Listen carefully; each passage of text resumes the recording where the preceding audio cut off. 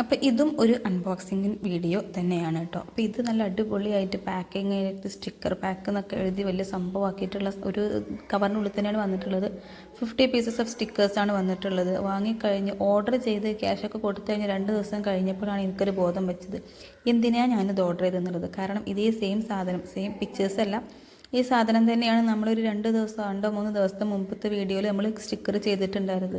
ആ same മെത്തേഡിലുള്ള stickers തന്നെയാണ് ഇതിലുള്ളത്. അപ്പോൾ ഇത് നമുക്ക് 40 രൂപ കൊടുത്ത് പ്രിൻറ്റ് ചെയ്യാവുന്നതേ ഉള്ളൂ. ഇതിലേറെ നമുക്ക് കിട്ടുകയും ചെയ്യും.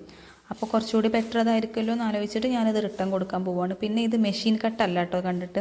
ഇതെങ്ങനെയാണെന്ന് വെച്ചാൽ അവരെന്നെ മറ്റേ കട്ട് ചെയ്യുന്നൊരു കുഞ്ഞു മെഷീൻ ഉണ്ടല്ലോ, അത് വെച്ചിട്ട് അവർ കൈകൊണ്ട് കട്ട് ചെയ്തതാണ്. അതിൻ്റെ അവിടെയും ഇവിടെയൊക്കെ ആയിട്ട് ചെറുതായിട്ട് കീറിയ ഭാഗങ്ങളൊക്കെ കാണുന്നുണ്ട്. അപ്പോൾ അതും കൂടി കണ്ടപ്പോൾ എനിക്ക് ആ മൂഡ് അങ്ങോട്ട് പോയി. ഇതിനേക്കാളും ഭംഗിയിൽ ഞാൻ കത്രിക വെച്ച് കട്ട് ചെയ്യും. പിന്നെ അതല്ലേ നല്ലത്. ആ മെഷീന് 120 സംതിങ്ങേ ഉള്ളൂ, എന്നാലും നമുക്ക് കട്ട് ചെയ്യാവുന്നതേ ഉള്ളൂ. കത്രിക മതിയല്ലോ 10 വെച്ചിട്ട് ഞാൻ റിട്ടേൺ കൊടുക്കാൻ പോവുകയാണ്.